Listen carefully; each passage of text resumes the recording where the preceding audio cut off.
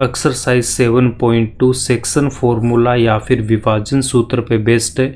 Section formula क्या होता है कि अगर हमारे पास दो पॉइंट गिवन है P and Q, P point के coordinate x1 y1 and Q point के कोऑर्डिनेट x2 y2, और इन दोनों पॉइंट्स को अगर मैं यहाँ पे मिलाता हूँ तो एक मेरे पास में यहाँ पे लाइन बनती है PQ।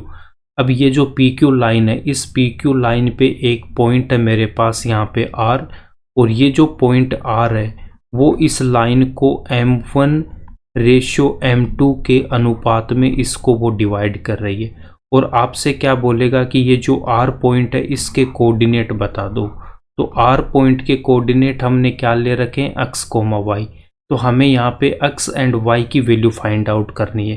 तो यहाँ से देखो, ये जो पॉइंट आपके पास में R है वो पॉइंट, ये जो PQ लाइन है यहाँ से लेके यहाँ तक है, वो इस लाइन पे कहीं पे भी आपका पॉइंट हो सकता है। ये R इस लाइन से बाहर नहीं होना चाहिए।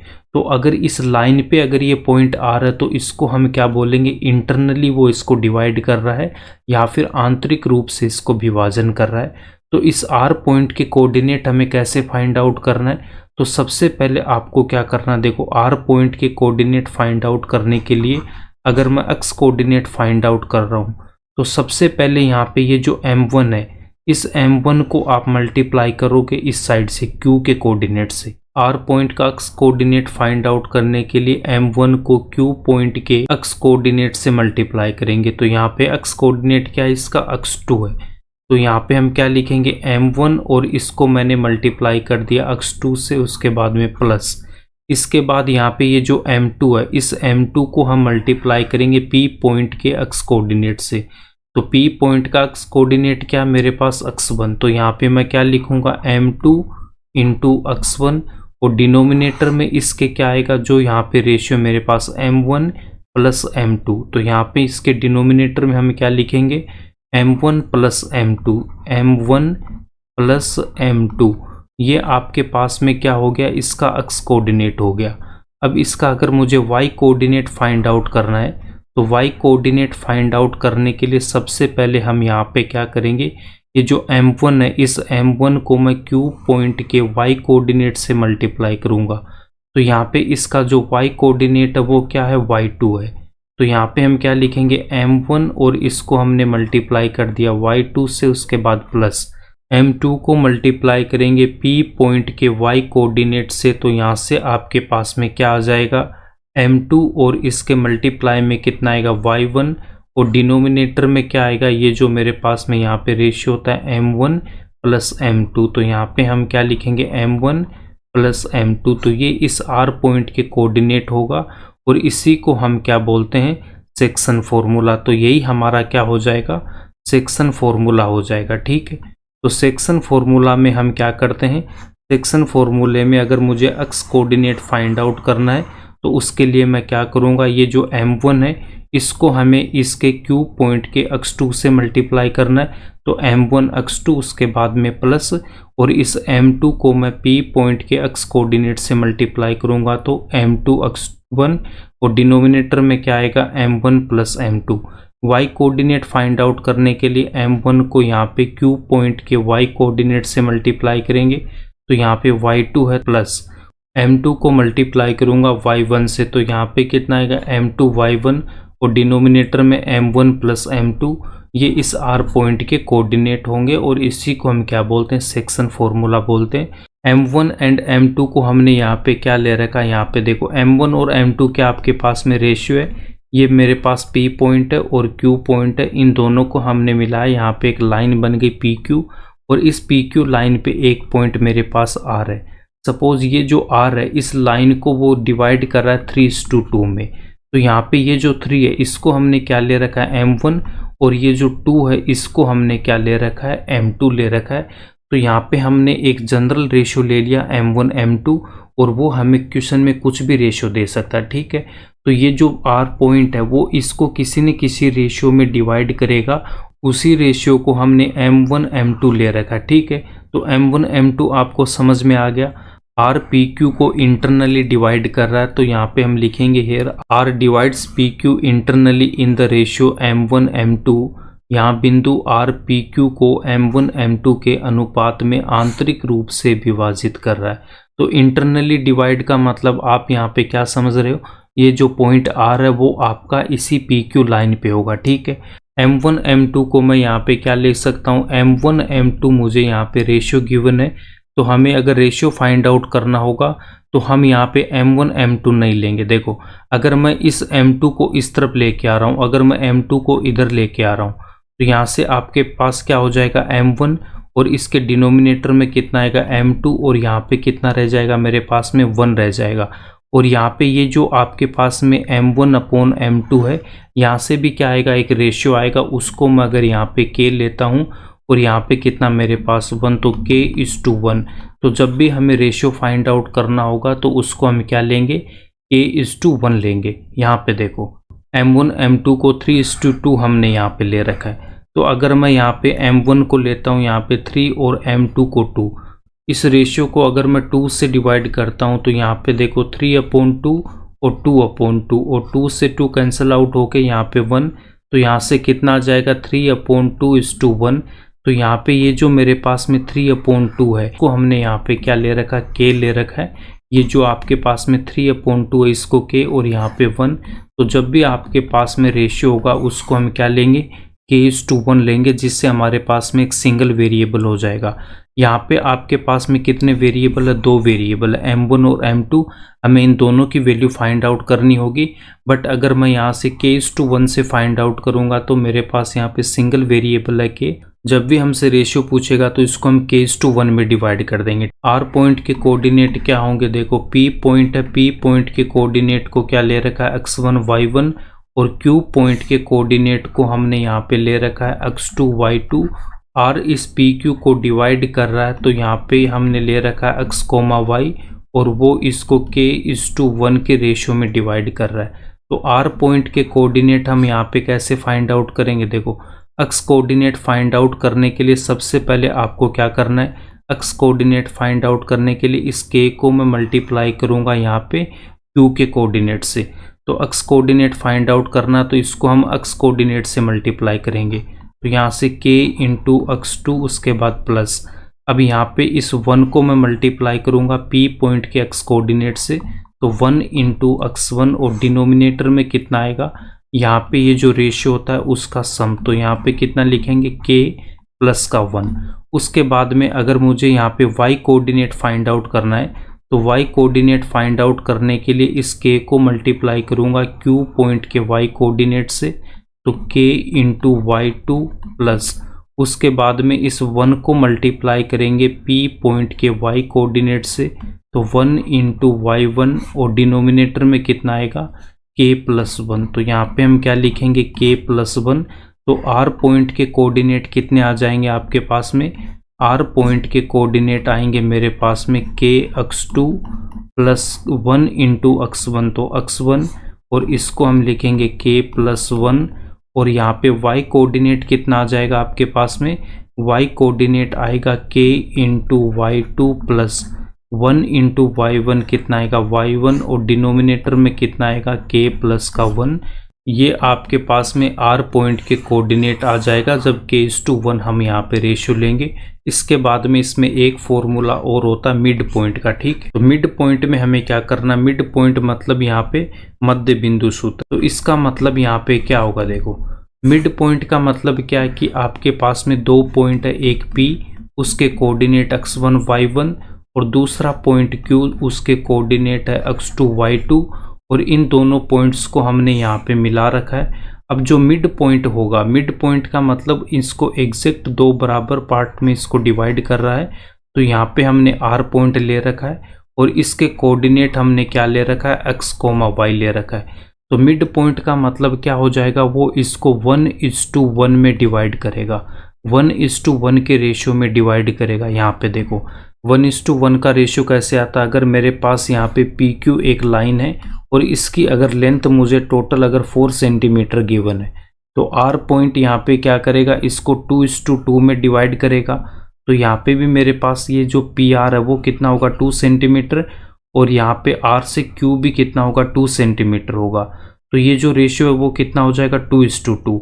अब ये जो रेशियो मेरे पास 2:2 आया, इसको मैं सोल्व करूँगा तो यहाँ से कितना आएगा, 1:1 आएगा। अगर ये जो लेंथ है आपके पास में, अगर ये लेंथ मुझे 4 की जगह गिवन होता है यहाँ पे 8 सेंटीमीटर, तो उस केस में ये जो कितना हो जाता मेरे पास 4:4 होता, और 4:4 को भी अगर मैं सोल्व करता तब भी मेरे पास कितना आता, 1:1 आता।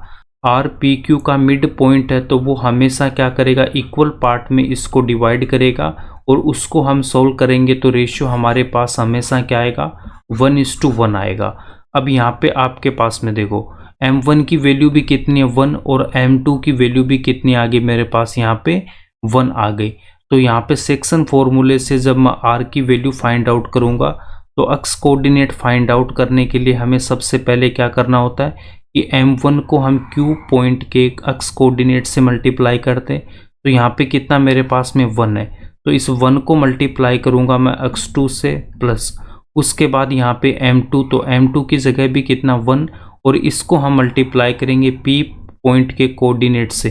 तो p पॉइंट के जब अक्स कोऑर्डिनेट से मल्टीप्लाई करूँगा तो यहाँ पे कितना आएगा, 1 × x1, और डिनोमिनेटर में कितना आता है मेरे पास में, यहाँ पे ये जो रेशियो होता है m1 + m2, तो यहाँ पे वैल्यू कितनी है, 1:1, तो 1 + 1।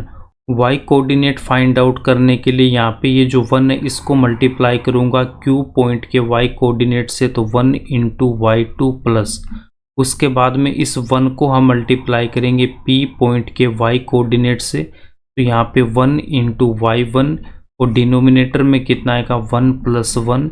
तो r पॉइंट के कोऑर्डिनेट कितने हो जाएंगे मेरे पास में, अगर मैं r पॉइंट के कोऑर्डिनेट यहाँ से फाइंड आउट करूँगा तो 1 × x2, तो x2 + 1 × x1, तो x1 अपॉन 1 + 1 कितना 2, और यहाँ से कितना आएगा 1 × y2, तो y2 + 1 × y1, तो y1, और डिनोमिनेटर में कितना आएगा 2 आएगा।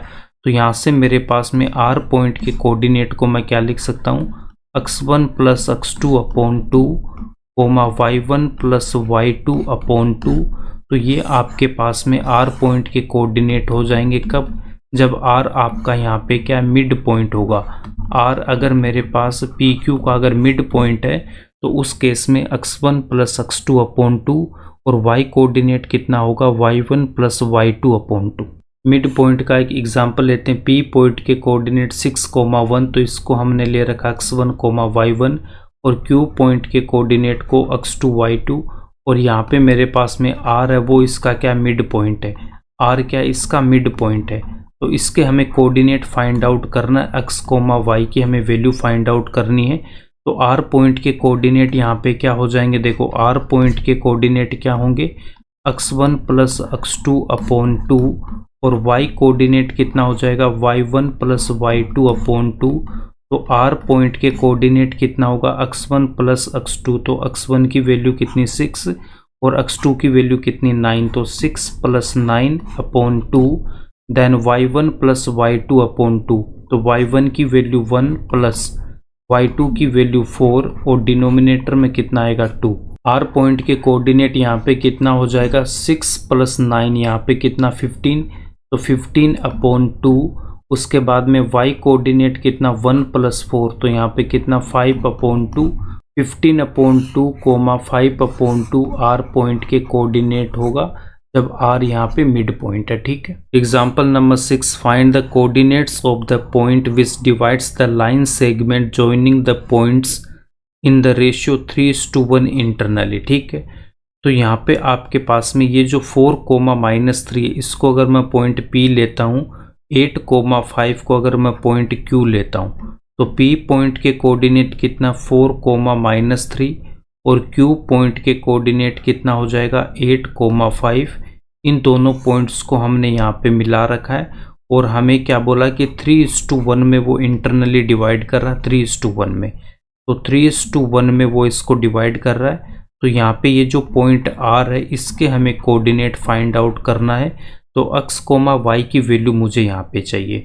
तो सबसे पहले हम यहाँ पे क्या करेंगे, देखो सेक्शन फॉर्मूला आपको क्या बता रखा है कि अगर मेरे पास में P पॉइंट के कोऑर्डिनेट को x1, y1 ले रहा हूँ, और Q पॉइंट के कोऑर्डिनेट को अगर मैं x2, y2 लेता हूँ, और यहाँ पे इस 3 को हमने क्या ले रखा था m1, और यहाँ पे 1 को हम क्या लेते थे m2।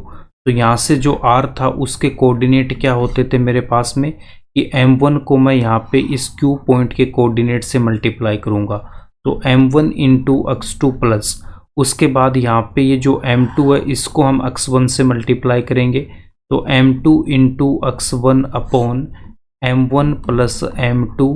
और y कोऑर्डिनेट क्या था आपके पास में, y कोऑर्डिनेट की वैल्यू फाइंड आउट करने के लिए हम यहाँ पे क्या करते थे, ये जो m1 है इसको मैं यहाँ पे इसके y कोऑर्डिनेट से मल्टीप्लाई करूँगा, तो m1 इंटू y2 प्लस उसके बाद m2 को यहाँ पे p पॉइंट के y1 से मल्टीप्लाई करेंगे, तो m2 into y1 upon denominator में m1 प्लस m2।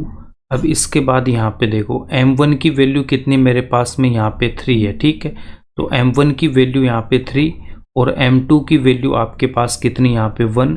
तो r पॉइंट के यहाँ पे कोऑर्डिनेट कितना हो जाएगा मेरे पास, इसमें 3 को मल्टीप्लाई करूँगा इस 8 से, तो यहाँ से कितना हो जाएगा 3 इंटू 8 प्लस उसके बाद इस 1 को हम मल्टीप्लाई करेंगे यहाँ पे 4 से, तो 1 इंटू 4 और डिनोमिनेटर में m1 प्लस m2, तो 3 प्लस का 1, 3 प्लस का 1।